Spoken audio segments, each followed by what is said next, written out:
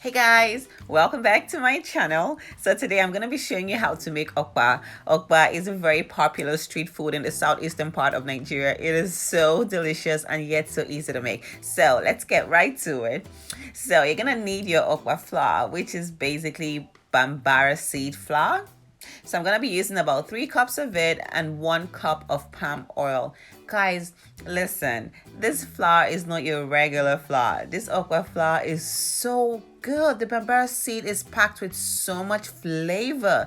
It's amazing. If you've never had it before, it's hard to understand what I'm trying to say. But it has so much flavor. You don't even need to season this with so much spices. It is so flavorful on its own. So all you need is the palm oil to give it that color and that texture. I'm doing it the traditional way, so I'm using my wooden spoon to mix the flour with the oil. So just keep mixing it until the entire flour is coated with the oil and everything is perfectly mixed together. I guess you can use a food processor, but I just like doing it the traditional way. Okay, so just use a wooden spoon and just mix this. So that's me picking stuff up because I'm not about to waste this thing. Okay, it's expensive out here in the US.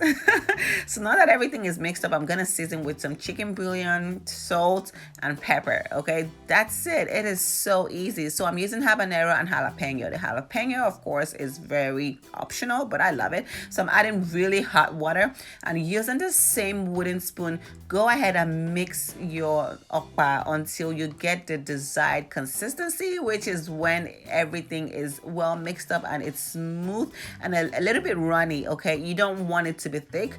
If it's too thick, you're not gonna like it. Trust me, it's gonna be rock hard because this stuff hardens up when you cook it. So this is me taking my time to make sure everything is mixed properly because you don't want to have lumps. The aim is to have a really smooth mixture. So this is what it looks like, and I think it's still a little bit too thick for me because, like I said, guys, this stuff hardens pretty fast. So I'm gonna go ahead and add just a little bit more water just to loosen it up a little bit more. Then once I get that consistency, I'm gonna go ahead and dish my mixture and get it ready to cook. So traditionally, okpa is cooked inside like banana leaves, wrapped into a pouch. Guys, I don't know how to do it. Okay, so I just lined my cooking bowl with the banana leaves. So this is gonna give it that same delicious flavor without me going through the stress of trying to figure out how to wrap that stuff. I tried it once and the whole thing leaked all over the pot. Okay, so I just gave up. So this is an easy way to get that banana flavor into your okpa without you knowing how to actually make the pouches. So once I have all my mixture in my bowls, I'm gonna go ahead and line a regular cooking pot with the same banana leaves. Okay, so this is gonna keep my plastic bowls from melting. You don't want to put plastic bowls directly in a pot. Okay, it's gonna melt. So once I have all my bowls with my okpa mixture inside my pot, I'm gonna go ahead and add some water.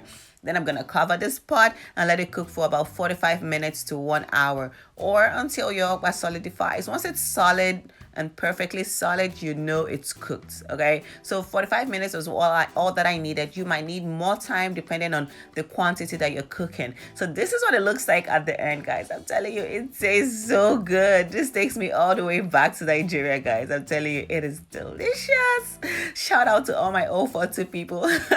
Anyway, guys, thank you for watching. Please leave comments in the comment section down below, and if you have not subscribed to my channel, now will be the time to do it. Go ahead and hit the subscribe button. I love you guys. I'll see you all in the next video.